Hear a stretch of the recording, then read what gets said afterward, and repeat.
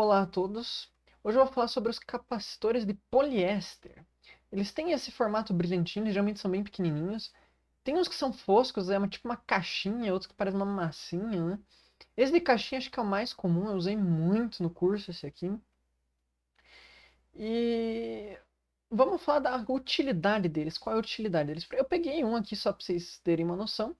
Então ele é bem pequenininho, então ele é bem compacto, essa é uma das vantagens dele, ele consegue uma certa capacitância por um tamanho pequeno e também uma faixa de operação de tensões muito alta pro tamanho dele.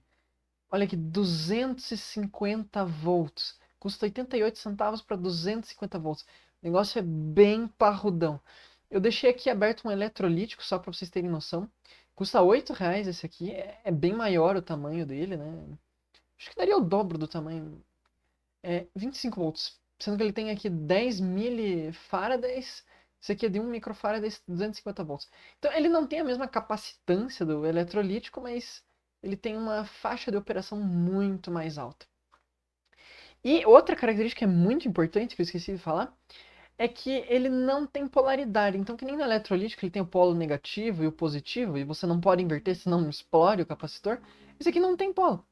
Então, vocês devem pensar, a primeira coisa que você pensa, ele deve ser bom para novato para não cometer erro. É verdade, mas isso não pode dizer que é uma aplicação, né? Porque só você prestar atenção não tem problema ter polaridade ou não. Mas a aplicação disso é porque daí você pode aplicar na corrente elétrica, por exemplo, na rede elétrica, em sinais analógicos. Tem muitos sinais analógicos, um meio eletrônico analógico, por exemplo, sinal de som, sinal de. Bom, tem vários sinais, né? Que você pode emitir que são alternados. Né? Que você, uma hora tem uma tensão mais alta num pino e uma hora a tensão mais alta no outro pino, no outro terminal. E outra característica é que ele é muito barato, ele é absurdamente barato. E uma das aplicações dele também é muito na área de som, né? Caixa de som, instrumentos, de música, né? Aparelhos musicais. Mas tem uma pesquisa aqui no feita pela equipe do áudio AEA Áudio. Eu vou deixar o link na descrição caso alguém queira ler mais sobre o assunto. E eles descobriram que eles fizeram uns testes, né? Eu acho que eles não foram eles que descobriram, né? Já é algo antigo. Mas que esses capacitores eles geram uma distorção no áudio. Eu não sei se essa distorção vem do ruído que o capacitor gera, porque não faz muito sentido, porque o capacitor pode funcionar como um filtro, né? Ele não amplifica nada, mas talvez seja. Eu acho que é mais porque, assim, eu tô deduzindo, eu posso estar falando besteira, vocês têm que dar uma lida mais nisso, se quiserem, é só uma curiosidade aqui, né? Eu acredito que não é o principal do vídeo, né? Eu só botei como curiosidade. Ele faz você perder frequência do som, né? Porque o som é algo muito complexo. Por exemplo, a minha voz não é uma frequência. Ela tem a frequência predominante ali, que nem quando está cantando, você afina ali para frequência predominante estar em certo nível. Mas a gente tem muitas frequências que dão timbre, né? E um dos problemas de filtro, inclusive, quando você vai botar filtros em som, é que você perde a qualidade do som, né? Porque você vai filtrando, vai perdendo muitas frequências importantes ali, né? Mas o que o site recomenda aqui é que vocês usem, se vocês forem lidar com coisas sonoras de alto nível, né? Que você quer uma qualidade muito alta de áudio, é o poliestireno e os capacitores de proli, polipropileno. Acho que é assim que se fala. Em inglês é polystyrene and polypropylene. Mas enfim, você quer fazer um negócio mais profissional, mais bem feito de áudio, mais alto nível, né? Tem que usar outro capacitor, não é recomendado usar o de poliéster. Mas o de poliéster é muito usado na indústria, né, para fazer caixas de som. Eu não sei se tem, mas em instrumento, coisas musicais, né? E é usado porque tem muito no mercado esses capacitores de poliéster porque é barato.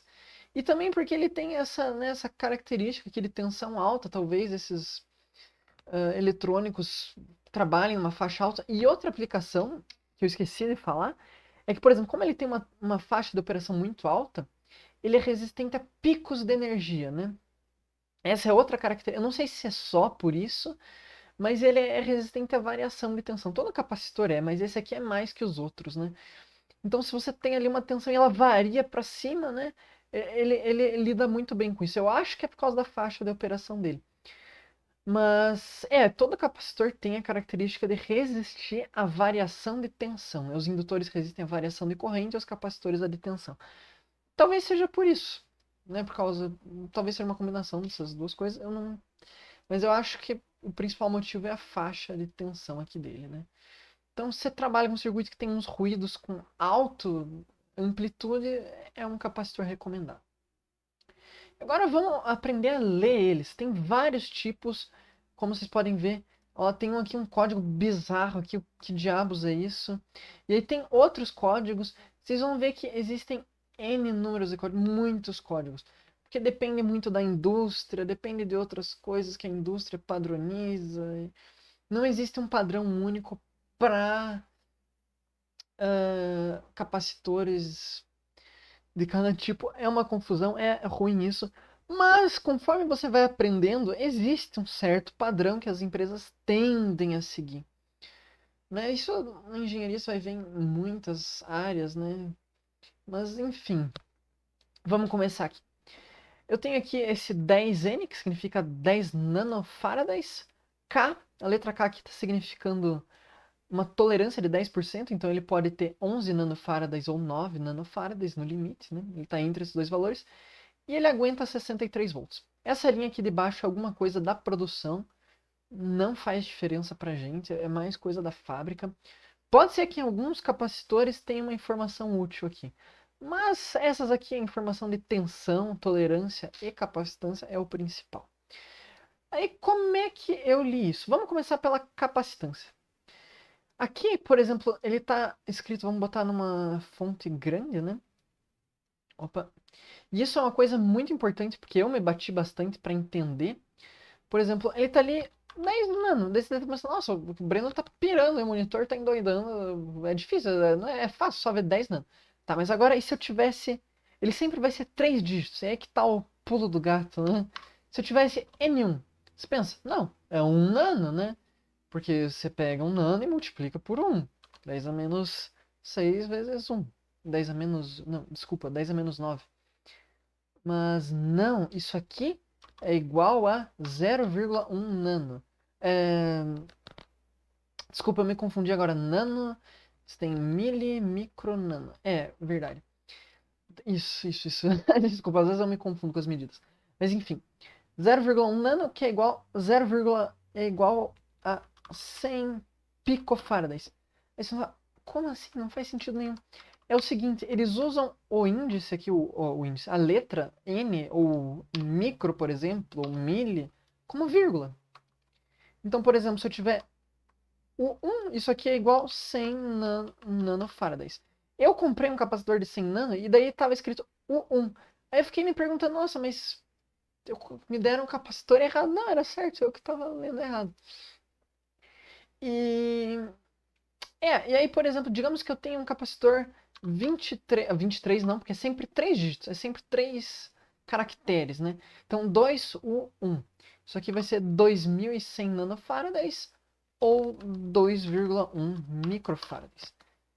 É estranho, mas assim funciona. Eu poderia ter também aqui, ó, o 12 seria 0,12 microfarads e por aí vai. Aí o último dígito, os dois últimos dígitos aqui é a tensão, bem direto ao ponto, 63 volts. Tá meio ruim chegar ali, mas sim, isso aqui é um... Deixa eu desenhar em cima aqui para vocês verem melhor. É um 6, daí um 3 volts. Aqui tem um K. Como é que eu sei que esse K diz que é 10 volts? 10% de tolerância.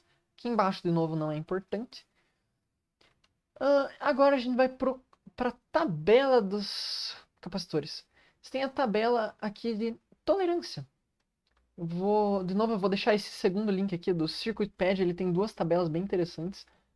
Aqui, ó, K, 10%. Se fosse M, seria 20. P seria de 100%, creio eu. É que ele pode variar de 0 a 100. Então ele pode ter o valor de, por exemplo, de 10 nano até 20 nano, mas ele não vai estar abaixo disso. Esse aqui é de 80 menos 20, tá? Faz sentido. E é isso.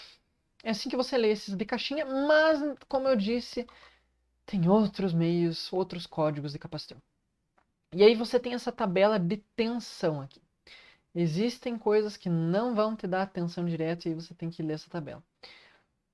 E esses 3 dígitos aqui vão estar em o 10N, né, a capacitância, ela vai ser o seguinte, eu vou explicar aqui para vocês. Ele vai te dar 3 dígitos. Então vamos dar aqui um exemplo, por exemplo, 474. Isso aqui vai ser 47 vezes 10 elevado à quarta picofarads. Lembrando que pico é igual a 10 elevado a menos 12, né? Então, isso aqui, 474. 10 a menos 12 vezes 10 a menos 4 vai dar 10 a menos 8. 47 vezes 10 a menos 8. Isso a gente pode mudar para 4... 47 vezes 10 a menos 2 microfarads. Isso aqui é igual a 0,47 microfarads. Só para vocês terem uma noção, é basicamente isso. Vamos voltar lá para o site agora. E é basicamente isso, né? Aí você tem outros modelos. Aqui ele dava o mesmo exemplo que eu mostrei para vocês. 474. Aí o J, que é a tolerância de 5%, você pode ver pela tabelinha. E aqui a tensão ele já dá direto, 400 volts.